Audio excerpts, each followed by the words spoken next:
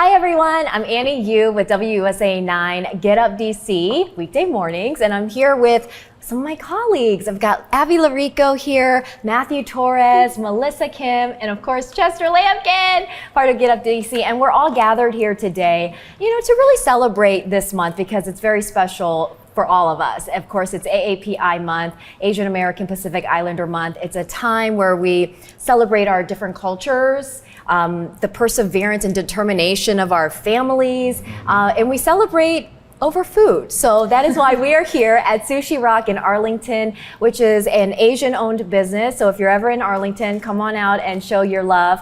We're going to be sharing stories, our personal stories throughout this time, but also throughout this month, we're going to be sharing lots of stories on WUSA 9, WUSA9.com, and of course, WUSA 9 Plus. So join us for this special month. And with that, I say hello to everybody. Hi. Hello. Hi. Oh, okay, fancy. Start off like that. And that is hello in Tagalog or Tagalog. Tagalog. Now that's a Girl Scout. We haven't even gotten any drinks to this table. Tagalog. Waiter. Yes. Sorry, Tagalog. Oh my gosh. We can just edit that out. Yeah. So let's start with, who wants to go first? Melissa. Eye contact. We felt it right there. The newest member. Melissa's the newbie, Yes, so she's you the know what? newbie. We're going to throw you into the fire. Okay, so Melissa, I'm curious. I asked you earlier if you were born here in the States, and I feel like that's a common question, that when you meet someone who is of Asian descent or Korean American, we tend to go there first, because I feel like it sort of determines sort of like our upbringing. We kind of know, we feel that connection on how we grew up, because there is such a difference in that depending on the generation. So tell us your story. Yeah, for me, I think I definitely agree with that when I first meet, especially someone else who's Korean American. It's like, were you born here? Were you not born here? I was born here in the States. I was born in Los Angeles. I was born and raised on the West Coast, and then also raised in Baltimore. But my dad and mom both each immigrated here on their own. My dad came after med school. My mom came as a high schooler, middle schooler, high schooler, to the LA area, and then they met at a party at UCLA. But yeah, I think that for most parts, because you were born in Korea, and so when we were talking about it earlier, I talked to a lot of my friends about this. My parents, especially because my mom came here at such a young age, little things like going to prom, living in the dorms in college, things like that. For me, they're like, yes, we want you to have this American experience. Whereas when my mom was growing up, she wasn't necessarily allowed to go to prom. She wasn't allowed to live in the dorms when she went to college. So I think there's definitely that difference too. And also a little bit of a cultural difference. I think my parents did a really great job. We went to Korean language school on Saturdays, and so my brother and I both grew up learning to read, write, speak Korean. I still do to this day with my mom, and so they definitely did a great job, I think, of keeping our Korean heritage and keeping our Korean culture with us. Because we celebrate, as I'm sure you do, we celebrate Korean Thanksgiving, we celebrate Korean New Year, we celebrate all those holidays that my dad's side, who is still all in Korea, they all still celebrate too. I think that's so wonderful. Yeah. And it's, I have a daughter, a 10-year-old, so I'm trying to pass on that gift that my parents gave me onto her in this Western society. It's kind of hard. Like, Chester, I don't know about you, but I felt like whenever I left home, the front door, I was entering a whole new world. And then when I opened the front door and entered to my parents, it was like Korea. Did you feel that growing up? So my experience was a little bit different, but there was a lot of similarities as well, because I come from a mixed family background. My dad, Black American, military guy, was served in the U.S. Navy, and that's how we met my mother in the Philippines. He actually was serving at a base there, Subic Bay, which no longer exists. It's no longer a military base, but during the Vietnam era. So during that time, at the very end of that time period, is when my dad, who was born and raised in St. Louis, Missouri, met my mom, who was born and raised in the rural part of the Philippines, but happened to be working in Manila. They met, they got married, and then she immigrated over with him after they were married. So for her, she was in a very isolated experience where she came to the Midwest, where there isn't a very large Filipino population outside of maybe Chicago. That's gotta be tough. Right, Yeah. and so thankfully she was able to connect with other Filipinos through meeting other military spouses. There were a lot of Filipinos who were married to Americans that she became friends with. A lot of them were men who had served during Vietnam or maybe earlier wars. And so I grew up in this mixed household where, even though my dad wasn't like one who was trying to impose culture on us in a sense, I still grew up with a very Black experience with a Filipino mother. So I have this world of both worlds here, where my mom, she instilled certain things to us that like I didn't realize later was like very Filipino, like little things like the foods that we ate. Or my mom was a great cook, and of course she cooked the staples, the pancit, the lumpia. She spoke to her friends in Tagalog, of course. We learned a lot of words in Tagalog, but I never became fluent in the language. But if you heard it, you understand. Oh, you yes. pick up on it. The accent, a lot of it I understand, some of it I won't, just because of slang. And the Philippines is it's a varied country where there's so many different languages. It's not just Tagalog. A lot of people speak different dialects, different languages from like Cebu and other parts of the Philippines. And so I grew up like with a very I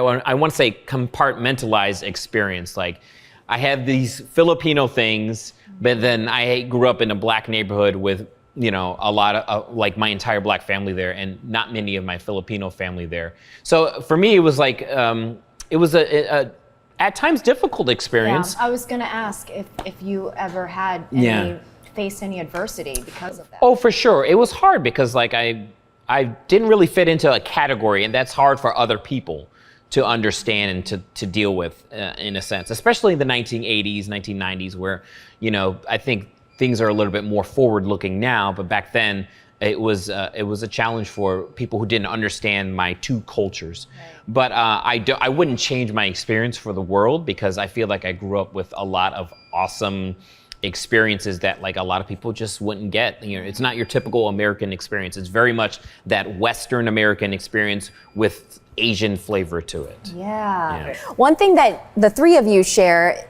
is the Philippines background. Mm-hmm. At this table, there is 1.5 Filipinos. Right now, actually. Yes. Yeah. So were you born here? Yes, born also in St. Louis. And it's so funny because you're talking about that Midwest community. There aren't a ton of Filipinos in St. Louis, but I knew before we started working together in St. Louis, my grandmother actually was like, Chester Lampkin's Filipino, right? Like she knew. People know. We're always degrees. Are you famous? No, hardly. But there's degrees of separation in the community, to say the least, and not many. It's like Kevin Bacon. It's so small. Yeah, it's small. No, I love this opportunity to actually talk about like what it really means to grow up in so many different ways in different communities, because like even though you and I from the Midwest, I think growing up in the West Coast also is like it's totally different world. Totally different situation. Yes, because you did have, I'm sure, much more tons more of an Asian population. Yes, yes. Absolutely. Whereas interestingly, so my dad's family came from the Philippines in the 60s, and my mom came from Poland when she was 17 years old. And so I'm the child of immigrants on, I have immigration on both sides. Mm-hmm. And growing up in St. Louis, I went to a little school where a lot of people would just be like, so what are you? And I didn't really understand, but I always liked it. And I know that's not everyone's experience, but I thought there was something really cool that like set me apart. I'm just like, oh, people are asking me about something about me. But similarly to Chester, food was definitely a big way that the Filipino culture was kept alive in my family.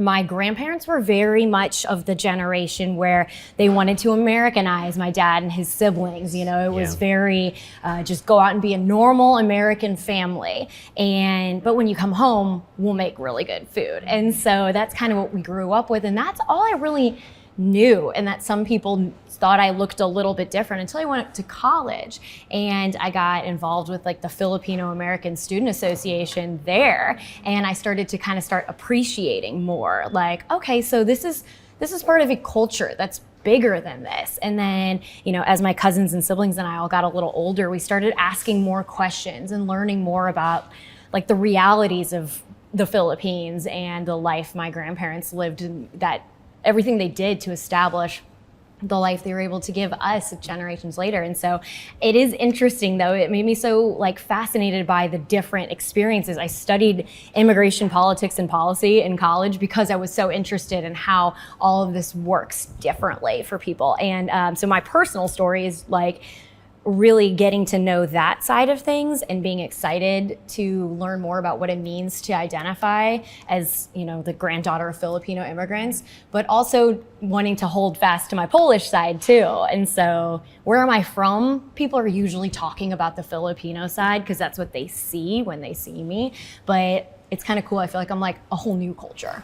Like Yeah, embrace both. You know what I mean? Totally. For sure. Yeah. Breaking the mold. Yeah. What about you, Matthew? So I was an immigrant. I was born in the Philippines, middle of 5 kids, and left there when I was 7. And my parents, like any other immigrants, just wanted to go to North America to pursue a better life. They were doing well for themselves in the Philippines, but they just saw more opportunities for their kids. So we actually moved to Canada first, where we had already other relatives there, to Calgary. So I spent most of my teenage years in Canada and left when I was almost 16 to the US. So I kind of had different culture experiences, Philippines, Canada, and then Texas. And so, Little different. You know? yeah, and so for me, I mean, we went to Canada and there was a big Asian population there. I had my cousins, I grew up with them, but that just vastly was so different moving to Texas, where I became the only brown person in the classroom, the only anyone remotely looking like me in any job that I was in. And so as far as my parents, they never were like, you got to be Americanized. My mom was huge on keeping the culture alive. I'm sure we all have experiences where I'm like, well, I want to do what the other kids are doing. But my parents, not knowing that that was kind of the norm in Canada or Texas, it's like, well, they're so traditional in that sense that they didn't get like sleepovers, for instance. My parents didn't understand Dances. exactly all these things. Yeah. Like the idea of spending money for these extracurricular activities where it's all about like the family, keeping Or the academics. food. Yeah, academics, keeping the food on the table. I mean, the fact that or pursuing TV journalism was a whole, like, my parents were like, what's that? Oh, really? Yeah, in fact, I don't think my parents truly understand the day-to-day task. wow. All they know is that I'm on Exactly TV. the same. Yeah, That's same. really what it is. But they're appreciative of it. But I don't know, just moving around so many times and living in now 3 different countries, I'm blessed in that sense of knowing what the culture is like in each one and how I fit, or how do I fit in wherever I go next. But I think as we get older, there's more appreciation for the culture. Yeah, and I think that is so true because when we're young, for me, I was almost ashamed of my background. Sure. And because kids would make fun of you. And, you know, it wasn't until I got to being a young adult, even during college, I would say, that I really felt comfortable with my heritage. Because up until that point, I felt like I wanted to belong so much to the westernized world that I tried to suppress my Korean side. I wouldn't share too much about my Korean side. But now I feel kind of bad that I missed out on those years where I could have really shared my culture with so many people. And so I'm trying to make up for those years, and that's why we're here. We're doing this because of that. And I completely agree with you, because when I moved to Canada, of course, you're entrenched in so many different cultures now. And for me, I used to speak Tagalog. I am really shoddy at it now, and which makes me a little sad, Yeah. but I can understand it, and I can understand my parents' dialect, Kapampangan still. So that I have no issue with, but I find myself as I get older, I was like, what happened? Me losing the mother tongue of my I think- language, and it's just Yeah. realizing that I just didn't make it a habit. And I wish my parents actually kind of forced it a bit more to speak to us on a constant basis. But I was just trying to acclimate myself. Right. And see, I think that's a big difference because my parents did keep that culture very much alive. I was that kid that brought Korean food to lunch. My mom packed me Korean food, which is part of why I was embarrassed because kids would make fun of me so much. Even And kimchi? All of it. I mean, she would Nice. pack me the whole like Korean meal. And also my clothes were different because I came from Korea. ESL was something I had to go through. I had to go through that process. Korean was my first language. And so when I stepped out the front door, the clothes that I was wearing were Korean, from Korea. They had like dancing vegetables with like, you know, things that didn't Yeah. make sense. And The kids would English be like, phrases that are kids just, would be like, like, what is together. that? Yeah. It's not osh gosh be gosh or whatever. And I'm Yeah, like, yeah, it's from Korea. And so I think a lot of that caused a little bit of that embarrassment. I tried to suppress that side. I had the bowl haircut. Truly, the bowl haircut. That's a tradition my parents kept alive. Can we cut And- a picture of her? Yeah. with the Oh my jeans at this I mean, moment, right? so they kept all that so much alive in our family that I was trying to suppress it. Like, okay, mom, do you realize that kids are making fun of me at school? But she didn't want to hear it. Right. She would be like, you're Korean. You go in there and be proud of who you are. But as a kid, you don't understand that. So that's something. But I touched on some traditions. What are some traditions that you guys kept alive in your families? Other than the Korean New Year, like, is there something that we don't know about, Chester? Well, for us, definitely the Catholicism. You know, the Philippines is a very Catholic country. Not everyone from the Philippines is Catholic, but certainly that element is probably like something that was also passed down. So I think about that, and I can't think of any other little traditions off the top of my head, but that's definitely one of the things that the food and Catholicism and certain things that I didn't realize later were like Filipino exclusive things. yeah. Like, for example, this is just such a little thing, but we had a stick broom, which is such a Filipino thing. And like the furniture, like the little touches, right? Yes, exactly. Yes, and then yes. we also had like a little thing on the wall of like people doing the tinikling, which is the national dance of the Philippines. And I didn't understand what Yeah, that yeah. was as a That's kid. I would so just look funny. at it and like, Right. there's these people up here dancing, and I'm like, what is that? You know? And then later on is when I learned a little bit more about it, and I was Yeah. like, oh wow, this is such an important cultural thing. And my mom had it hanging up on her wall. Did you So- also have a fork and spoon hanging on your wall? We did. We had a fork Gotta and have the spoon. fork and spoon on your And we wall. also had a big about- Asian fan. Yeah. Big Asian Yes. fan. Wait, what's the fork and spoon? It's just a big wooden fork Wooden, and yeah. spoon. Does it Okay. symbolize something? Because you know, a lot of things. I'm sure it does. Yeah, what does it Probably. symbolize? To me, it symbolizes, oh, I'm in a Filipino household Yeah, now. exactly. Yeah. But do we have the wooden man with the barrel around him? I know of that. Yes. I've seen it. We did not have that. That is not appropriate. Not for kids. appropriate to speak. Well, how about But I know it. the take your shoes off at the front door Oh my rule? God. Yeah. When your Yeah. friends would come over, you know, it's like all the shoes are at the foyer and they know, okay, I gotta take my shoes off. Yeah, you gotta take your shoes off. For us, it was we would wear flip flops in the house. Yeah. As yeah. opposed House to having shoes. those yes, were our yes. house shoes. Yeah. That is so funny when you mentioned the stick broom because there are pieces in the house that I used to be, again, embarrassed about. When my friends would come over, I'd be like, ugh, can we hide all the weird stuff? Because our house looked like a mishmash of Korean furniture and American things, you know, like American things. And my mom would hang on to furniture I still have Forever. furniture that she brought from Korea. We do too. We have stuff my grandma Yeah. brought from Korea. And We she have won't it in let our it house go. too. Like the chests and the Oh very... yeah, the chest, yeah, and like the masks, And right? it's just much like things like the fork and spoon. If you go to another Korean household, you know, okay, connection, they're from Korea because they have all these things. So that's so funny. Well, if I can add something to Chester, the Catholicism thing, like even just, I was explaining to somebody that Filipino Catholic is also its own little bit of a culture too, because it wasn't until I married a Baptist that I realized how superstitious sometimes I grew up to be. And so it's very like, much so. you know, I'm not superstitious at all, but I don't want it to rain today, so I'm going to go put the eggs outside as an offering to Yes, Claire. yes, yeah. Like that's, you know, its own little thing because, you know, Filipino Catholic is also merging a lot of the like cultures of indigenous people of the Philippines. Yeah. And so it's kind of interesting. and, like, Superstition learning is more about it. huge in the Asian culture. Huge. My mom, she has a way of positioning our furniture so that things are balanced.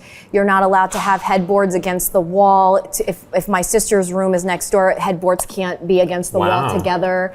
And also we have a money bag by the door to bring in wealth. there's a lot of like things in the house that are purposely set because of that. Like the whole long life, you know, you eat the noodles for a long life, you don't break the noodles. Love that. Everything is a superstition. So like growing up, it's like you have to know so that your parents don't like yell at you, like don't break the noodles. You're like, oh, sorry. I can't believe no one mentioned karaoke. Oh, as well, that's tradition. huge. Karaoke. Households have their own karaoke machines, right? Very much so. Yeah. Growing up, Mine's my very uncles, like going out to parties and special events, it's like you eat, you sit down at a table to tell stories and gossip. And then it's Yes. karaoke, if that hasn't already started, you know. Renting out the pavilion at the park. Sometimes people bring like a soccer ball.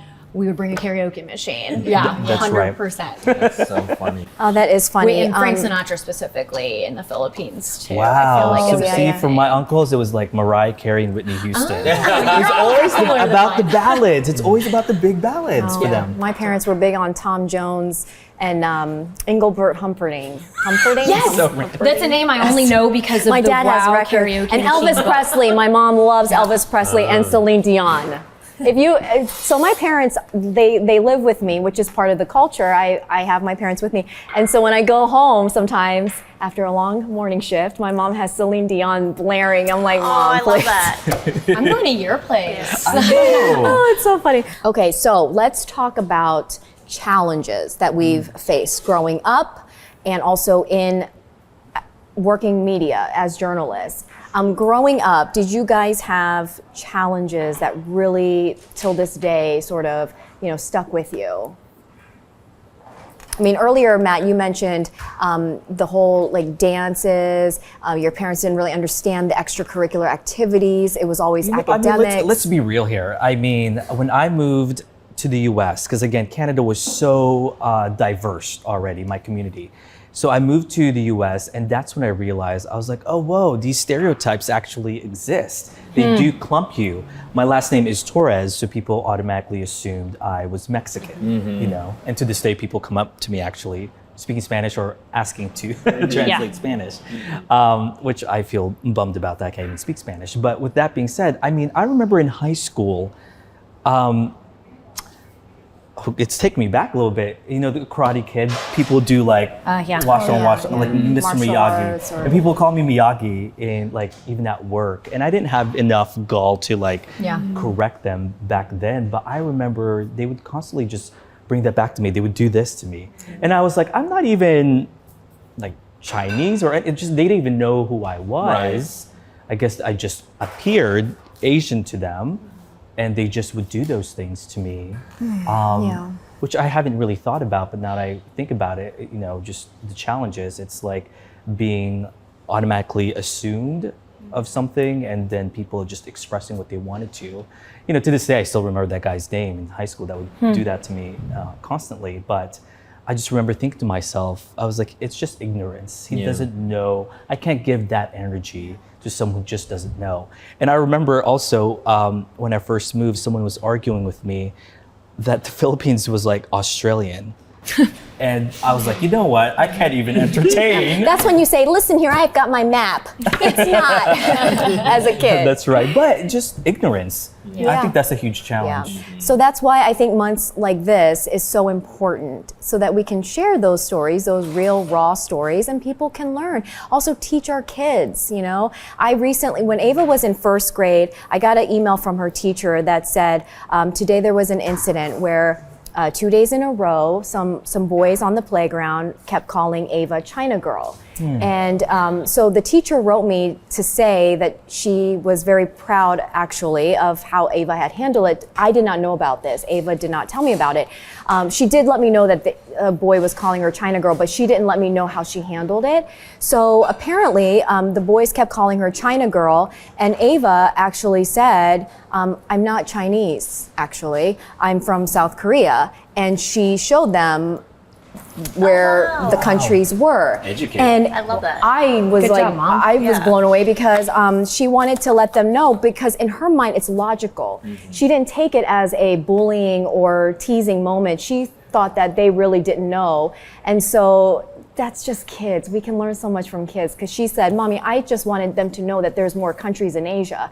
And so I think that is one of the real challenges of kids. And when you start teasing them like Miyagi and the bowing and all that, you know, it's like for me growing up, my main challenge was my name. So my parents gave me a Korean name. That's my legal name. And every day, guys, until I graduated from high school, I would go on the first day of class, go straight to the teacher that I had and say, okay, I'm the last person on your roster. I actually don't go by this name. I go by Annie. I had nicknamed myself.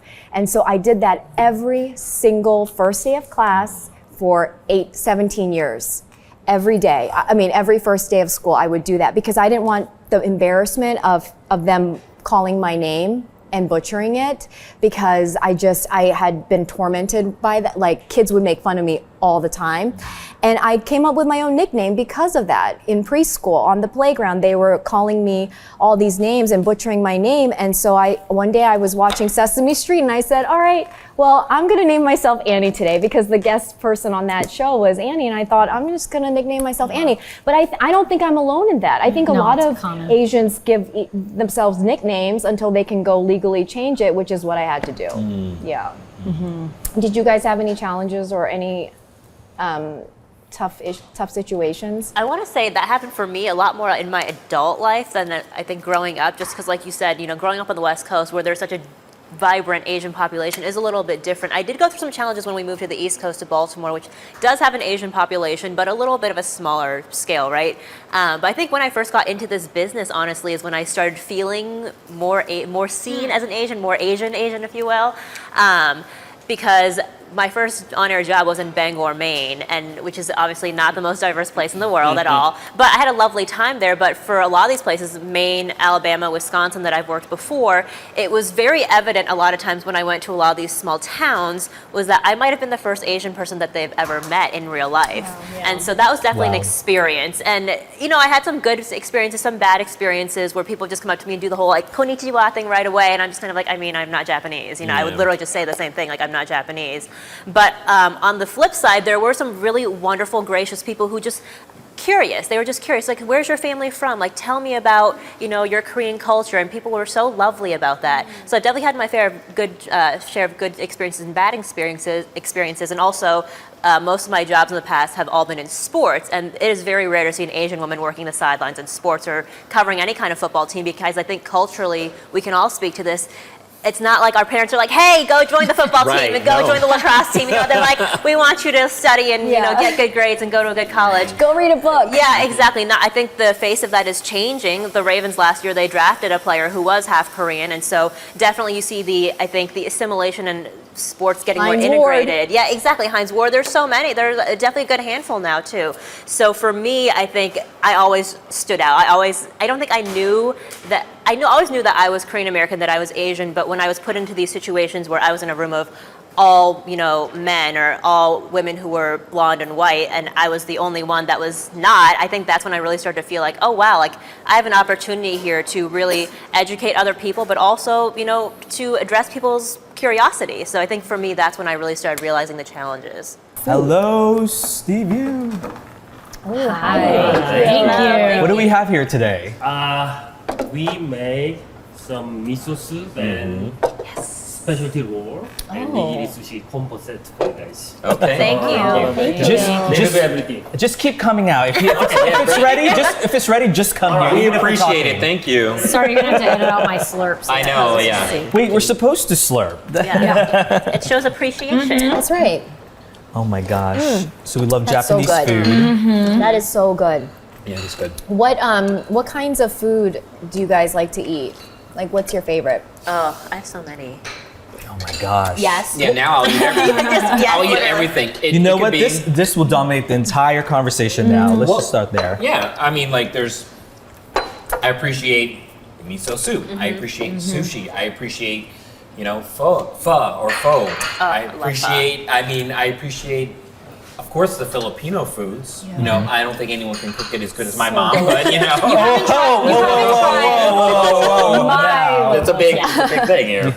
So there's even South Asian foods, you know, like Yeah. I love Indian food and food I from love Nepal. Indian food. Like there's All the flavors. so many different things. Yeah. I've never Thai met a food. picky Asian person, like picky food eater. That's true. You know what I Because mean? we're also used to eating each other's culture, Yeah. the culture of each other's food. Right. Yeah. yeah, Melissa and I were appreciate joking. that. We're like, we can eat anything for breakfast. Yeah. My Seriously. traditional Filipino breakfast was fish, rice, egg, and bread on the side with like fish sauce and soy sauce. And the eggs That's- fried, Of course. fried egg, yeah. And Yeah. garlic fried rice. Like Oh, that, the garlic Yeah. rice. that So was good. what I Yeah, grew yeah, up smelling, actually, every Saturday morning from my dad. Rice That's is just- definitely a staple for every meal. Yeah. And I think I can do like a simple bowl of hot sticky rice with a little dash of soy sauce and butter and a fried egg on top.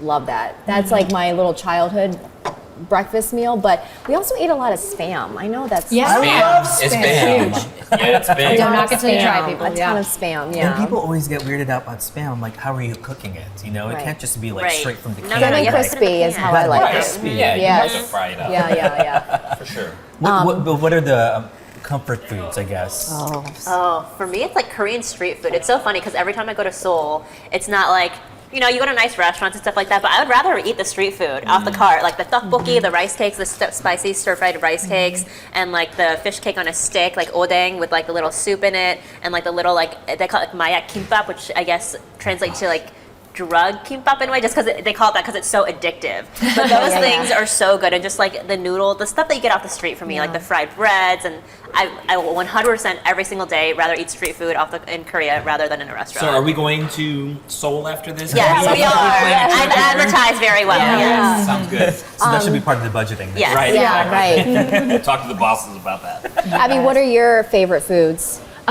My cousin actually made for Christmas 2 years ago, the same year that my grandmother passed away, she made us a little custom cookbook. And this cousin happens to be the chef in the family in the next generation. So she very dutifully transcribed all of my grandmother's recipes as she had them kind of jotted down. Now keep in mind, they're jotted down, but she probably had like 15 secret ingredients she wasn't throwing, wasn't going to write down and tell Yeah. us all about. But Imprecise measuring, probably. exactly, Yeah. exactly. A lot of it is to taste, and it's like, how do I, add this random seasoning to taste? Like, you just Right, gotta right. keep working Just with it, But which makes sense. Measure 'cause- with your heart. Yeah, and my grandmother spent a lot of time in the kitchen, so I'm sure that that's exactly she was measuring to taste. But so anything from that little cookbook, it's one of the best Nice. like gifts I could have ever gotten. And I think the cool thing about that is I'm starting to come up with my own spin on her recipes. I'm like, ooh, this is how I'm going to perfect it. Yeah, and one make it day your own. make it for my kids and keep it alive. And so I love that. I love that too. I love that. What is your husband's favorite? Chicken adobo. Oh, Chicken gosh. adobo. That's just. I just had some the other day. Oh, Yeah. did you make Good. it? No, and I tried to make it once when my mother was still alive, and I did a horrible job of it. I'm just not a cook, but my sister can cook it, so thankfully that's being passed on through her. But there are some, there's so many good Asian restaurants in this area. So I went to one of the local restaurants. Our local favorite is Kuyaja, which is Okay. near the Rockville area. I need to go there. Yeah, it's so good. Is it And authentic Filipino it food? It is mostly, but they also put their own spin on things too. Ooh, okay, I'm gonna try that Yeah, it's out. really good. I saw this post on the internet or something that was talking about how Filipino food until kind of recently, within the past I don't know maybe 10 years or so, has been. You hear all the time about different like Chinese restaurants, Japanese restaurants, but Filipino food hasn't been as much. And It's not been commercialized. hasn't been Correct. commercialized. Jollibee. Yeah, until Jollibee. Jollibee. Telling you. Yeah. We just got Jollibee. Although, is here. that authentic? Yeah. Is that authentic? Well, Do you think? The spaghetti? I would say the spaghetti, and maybe the Yay. chicken. Okay. Yeah. Okay. Hold on. Oh my Oh, goodness. thank you. Wow. Wow, look at this. such a Okay. colorful plate. Thank you. Beautiful. Scallop, yellowtail, Thank you so salmon, much. and sweet shrimp tuna, seabass. Okay. Wow, thank you. Oh my gosh, thank Wow. you. Look at this. Oh my goodness. Whoa. That's incredible. That's so pretty. This looks amazing. Thank you. Wow. Oh, wow, there's more. Oh, wow. Showing the best of the best of sushi I ramen. gotta take a picture of 감사합니다. some of this. Phone eats first. Yeah. Wait, how did you say that? 감사합니다. Oh yeah, that's how you say thank you in Korean. Okay. 감사합니다. 감사합니다. 감사합니다. 감사합니다. Yeah, perfect. 오늘 some noodle 드실래요? Okay, thank Oh you. my gosh. It's amazing. All right, guys. Should we get close-ups of these? Yeah, before we eat soy it, sauce. because we will destroy. Yeah. Oh, but the internet post said part of the reason is because Filipinos will always say, my mom could have made it better. Yeah, And yeah. it's like- We made a whole joke about it in the Filipino Yeah. Student Association because we did a cultural show every year. The Filipinos are the biggest critics. Yeah. Yeah. Oh, yeah. Your aunts will be brutally honest And the too. gossip, Yes. the biggest Yes. gossipers too. Yeah. Or like, No, I think Koreans are too. Well, it's- Like when they, I think we all kind of It's a whole are. We Asian. all kind of are. That's the thing. I don't know if it's a Filipino thing, but it's like, oi, oi. Oh yeah, they talk with their mouth. They They point talk with their yeah, nose. yeah. Yeah, that's Yep. definitely there's That's definitely Filipino thing. Yeah. I've noticed my Filipino Oi, friends' oi, moms. oi. Yeah. I lost my voice a couple weeks ago, and that's all I could do. So I'm like literally talking to my husband, being like, You know what's funny? I saw Casey bring with a Tupperware of chicken adobo when you made it. I Yeah. said, okay. Because it was like a chicken adobo I day gotta on try Google. it. Try the adobo again. Yes. I'll pass actually. Really? I haven't I don't eat Wait, I soy need sauce to take- regularly anymore. Oh, okay. Do I you used want to some a of lot. that? I don't really much a ton. I might add a little dabble, but Of sometimes what? it's too salty. Yeah, I feel like there's a lot of salt in a lot of fine. food Soy sauce. anyway. I Yeah. mean, chicken adobo, I Yeah. love it, but like that's part of when I say I'm Did you making do- my own little variation. It's like Right. lower sodium soy sauce. Yeah, But even if you do Yeah. low sodium, And then is it sometimes- better? It's maybe better, but I also Yeah. just know to drink a lot of water because I do Yeah. remember also growing up having my grandmother say like, this food's not great for you, you know, because she wanted to make sure that I stayed healthy Yeah. and all the girls stayed healthy. Oh my gosh, yeah, that always used to be a thing. Like when we were like growing up, they would tell like me and all my only the girl cousins, Only though, the girl not the boy cousins, cousins. yeah. Like if you eat this, it'll make you prettier. Like blah blah blah. That stuff. Like Really? please Or stop. if you eat this, you won't stay pretty. Right. And so, you know, like, oh, don't eat so much of this or Never that. You heard know. that, but of course I'm a guy. So. No, that's okay. That's yeah, exactly. Dig in, Shall everyone. we? Yes. Yes. The know what's growing up, I would be. I would have to call like the cable bill, the water bill, and Yeah. pretend to be my parents. And I don't know if I broke any rules. Sorry, but I definitely did. Possibly. I'd be like, Probably. yes, hi, this is Che.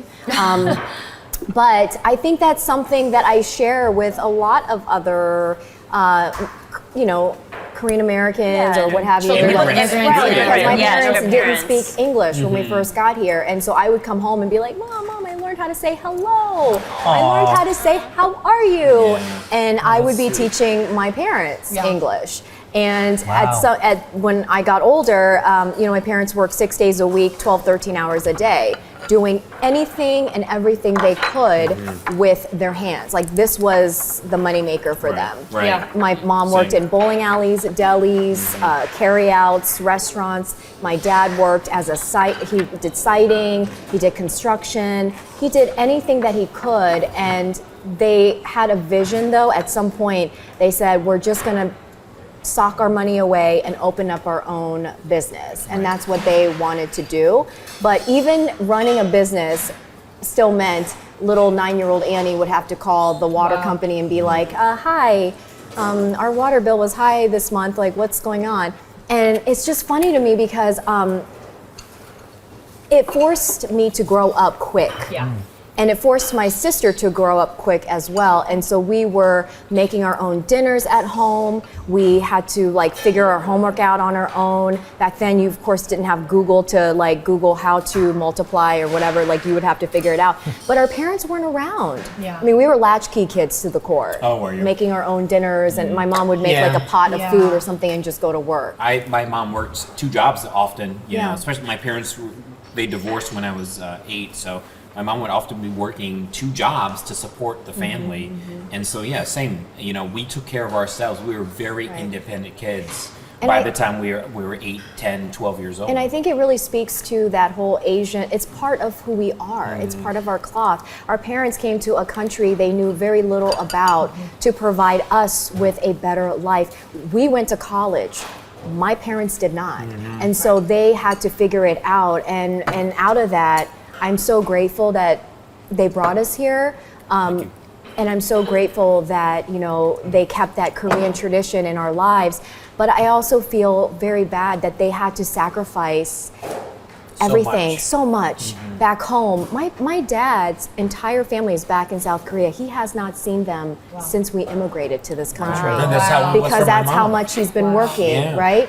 And so Do you still feel bad? I still, oh, most definitely, because, you know, life is so short. And if you think about it, I'm here living my dreams, I'm doing everything that I've wanted to do, and yet my parents still have not. And so it really speaks to the sacrifice that they made for my sister and I, and I'm just gonna always be forever grateful for that, for sure. I love that you're sharing this story, and your story specifically. You know, it's easy for anybody to wake up in the morning and see you on TV and being like, that girl has it all together. And then, you know, for so much of recent history, especially like Asians are the model minority who like everything comes easy, everybody's good at math and everything like that. And like language barriers, like you know, education barriers, that's a very real part of the story too for so many Absolutely families. it is. That no, it wasn't easy, but like a lot of it's your work. You're the product of. And people I who used work really to hard. low-key be very, you know, envious of my friends whose parents would help them with college applications, figuring out financial stuff. You know, my parents weren't able to help me with that, but it was okay with me.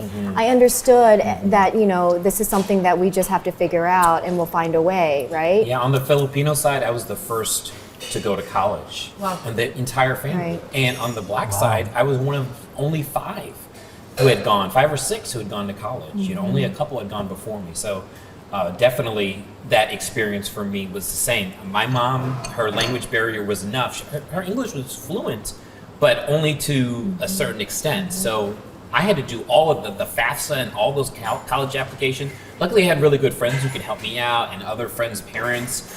But she didn't understand any of that. Like, and I had to pay for college myself, and just because we didn't have the means. So yeah, it's the same. How did your parents feel about you all pursuing journalism or media? That's also an interesting topic, I think, in the Asian culture. Yeah, for me it was a unique experience because I went into meteorology. Yeah. So like The science it's background. a science factor. Okay, so we it's still have all our good. science yeah, kid. Science. Yeah. It's fine. What about you, Melissa? Oh my gosh, for me it was such a controversial situation. Honestly, I don't know if they really were as supportive until I think my first couple of years that I was in Maine, especially going to sports. It's kind of like, what are you doing? You're gonna sit on TV and talk about football? Like, okay. For me, I think that for my entire family's in healthcare, and so for them it was like, we can't help you do this, you know. And obviously the stereotype is you're a doctor, you're a lawyer, you're an engineer, and especially having a mom who's a nurse, a dad who's a doctor, a brother who's a doctor, and aunts who are all like, you know, aerospace engineers and lawyers and blah blah and stuff like that. Like, I'm like the Goodness first. gracious. I know I had a bit of a different experience, but I'm the first person in my family to not have a degree that's not just my bachelor's, you know. And so like we were like very like education was like very very very prioritized. Like academics, obviously, because my dad was in academia as well, was so emphasized, and so. It's so funny because I remember very specifically, so in Maine, there's this high school basketball tournament every year. That's such a big deal. And so my brother came to visit me during that time because he wanted to go snowboarding in Maine and stuff. And then he spent a day with me, you know, me doing my job, actually, when I was a one-man band and doing live shots, like, you know, every half hour and everything. And he went and told my parents, like, oh, like, Melissa, like, actually, like, does stuff at work. And I'm like, what do you mean? What did you think I did this whole time? So I think that after that, you know, gaining the respect of your parents for like what you're doing, I think is so important. I think I definitely struggled with that in the beginning because it was like they weren't sure like how consequential this career was going to be. You know what I mean? In terms, I mean, I'm not saving lives, I'm not curing cancer, but what I do love is telling people stories and being able to have conversations like this. And I think especially, Abby, earlier you were bringing up the model minority and, you know, that myth that we've all dealt with in our lives. I think the fact that we're having these conversations now that, hey, you know, it's not all pretty for us too. It's like not all sunshine and rainbows for, you know, kids of Asian immigrants. So I think the fact that we're having this conversation, that we're having a lot more of these conversations is so important, not just for the Asian community, but for, you know, the entire community, regardless of what background you come from. So I don't know, I think it's really become a lovely thing. Well, and remembering what you were talking about too, how you would go, you know, one of the great things about this business,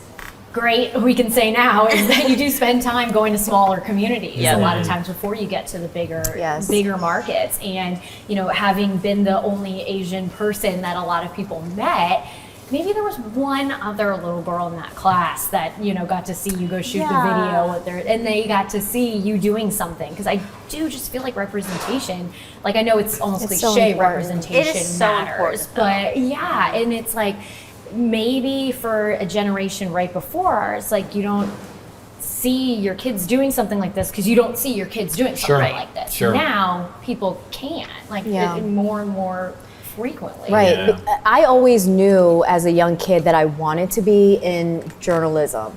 I had that early on, but my parents, they supported it 100% because they just wanted me to like pursue my passion. So unlike Melissa's family where everyone had a degree in healthcare, my parents didn't go to college, and so they were supportive of anything that I wanted to pursue, and they were very supportive, and the only thing they kept really pounding in is work hard, put in your work, work those shifts, because they understood that you're going to start low on the totem pole. And so I had that support, but I think that my parents, they kind of see the media and they're like, wow, that's our daughter. They're trying to make that connection, but I think it would be so different if there were more Asian Americans on TV, or I just saw this report yesterday that out of the 1,000 surveyed, I think it was 5,000 people, 1 in 4 could name an Asian American, a famous Asian American, and that really shocked me. But it didn't it made me a little sad just because I could name quite a few, but we still have a lot of work to do. I mean, it's not just about Bruce Lee and Jackie Chan. There's so many more people there's Gemma Chan, there's Constance Wu, like new people Michelle Yeoh, all those people that just won all these awards with Everything Everywhere All at Once. I think that the perception obviously is definitely changing, which I think is why it's so great that we have these conversations. You think about Parasite, Everything Everywhere All at Once, Crazy Rich Asians, Beef, K-Beauty. Beef, oh my gosh, it's so good. I recently watched it on Netflix. So it was really good. knowing all that, doesn't that make you guys feel really good? Knowing that, my gosh. Well, it feels good that these are, like for instance, Beef or Everything Everywhere All at Once. It's not like these typical Asian characters. These are nuanced roles with layers to the story. Right, they're not stereotypical roles. Correct. And to me, I think that's what I loved about Beef. It's like, wow, we can relate to that. If you haven't seen it, it's about kind of anger and how that blossoms into this whole other kind of character. But I just enjoyed it. It just so happened that they're Asian. But also Everything Everywhere All at Once, it's like you can relate to it being part of the AAPI community. But also, it was just so wacky and adventurous, and you didn't have to be you didn't have to identify as AAPI exactly. to see something in those kind of things. Exactly. And I feel like that's, we were talking about how, for better or for worse, so much in the past couple of years, there's been a resurgence, I would say, in the opportunities to have conversations like this. I mean, like, we know it's AAPI Heritage Month because a lot of people know, because it's been something that's promoted a little bit more because of just, it was born out of some nastiness that we experienced as a country a couple years ago. But that's not the only storyline. It's not just the bad stuff. It's not just stop Asian hate. That is real, and that is something that always needs to be talked about.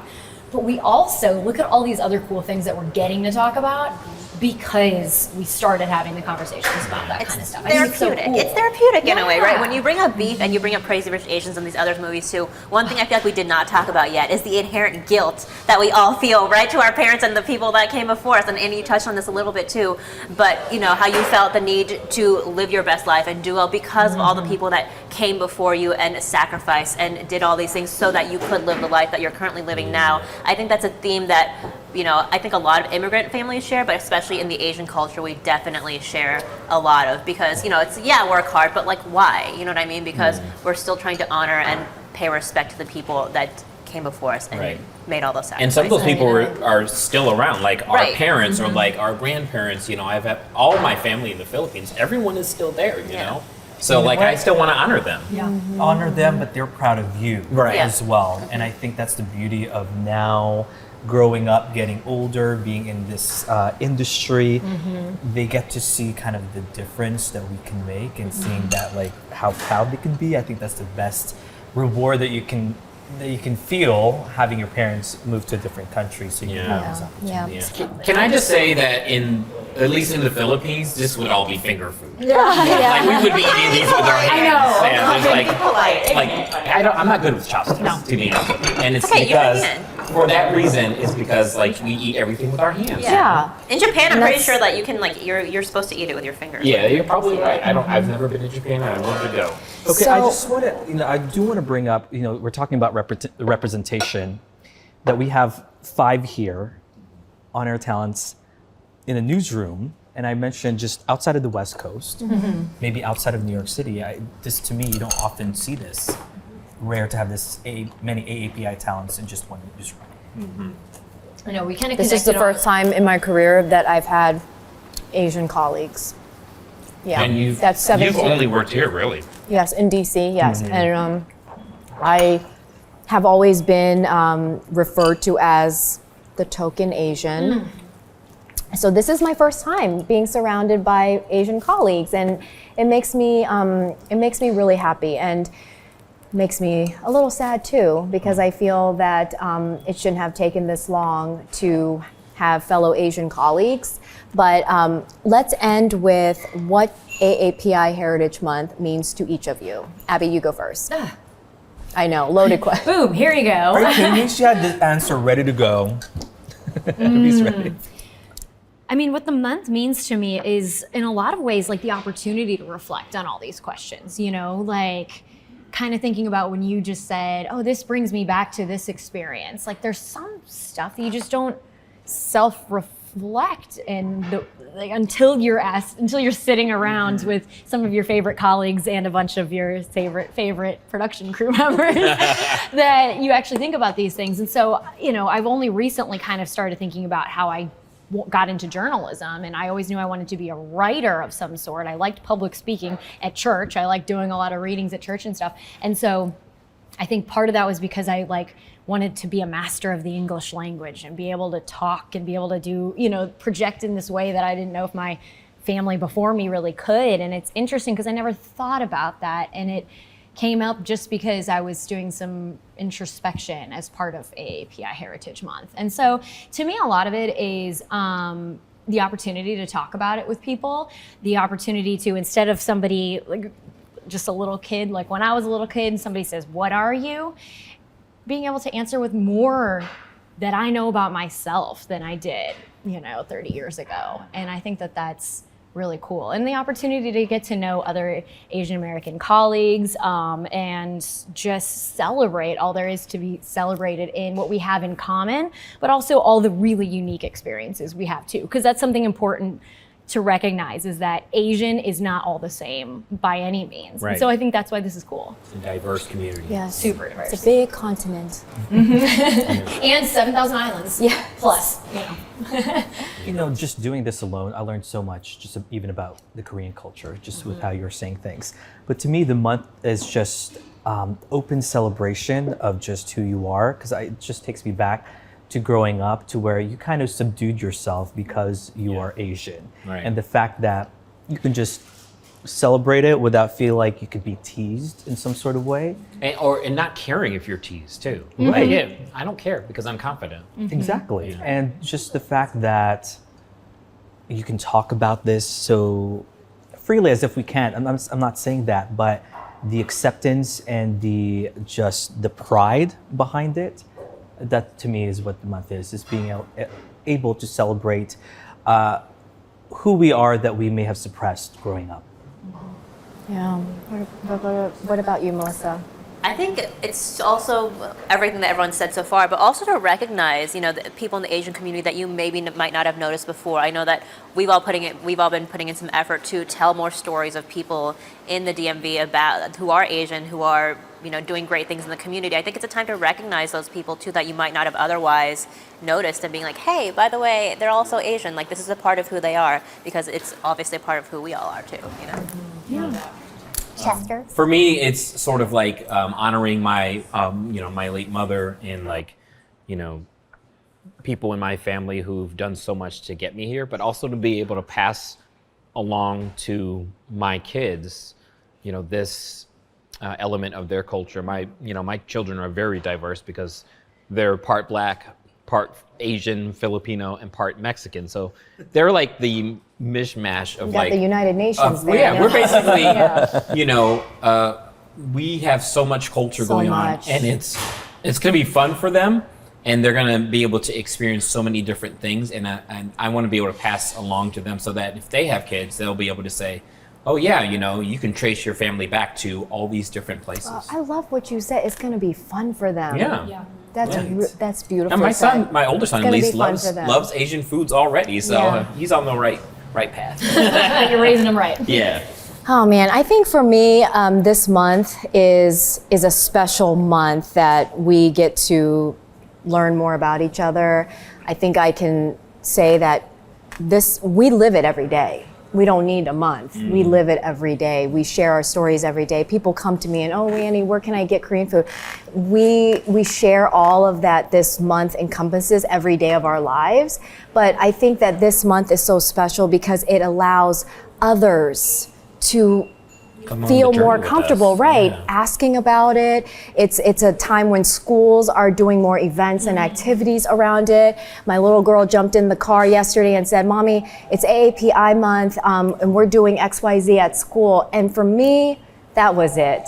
I was like, that is awesome. Yeah. Because it tells me that, we can talk about, there's events happening, festivals happening. There's so much happening to celebrate this month. So while we live it every day, I feel like this month is a month where others who don't know about the different cultures get to join in on the celebration and learn about the different cultures. So I just want to say thank you to all of you guys because, see, now I'm going to get emotional. This is what happens when I just love what you said, Chester, that your kids are going to have fun because that's so different from what we experience. Oh, definitely. Right? Oh, for sure. Yeah, that's so, I love that. So thank you guys, and we have to finish this food because it's rude to leave food behind. Oh, yeah, we have In to the take it Asian home culture and and all share it. cultures. Yeah, So all cultures. thank you guys for joining us, and hey, hit us up on social media. We all have our different handles. If you guys ever have questions about where to go eat or want to learn more about each of us, you know where to find us on Twitter.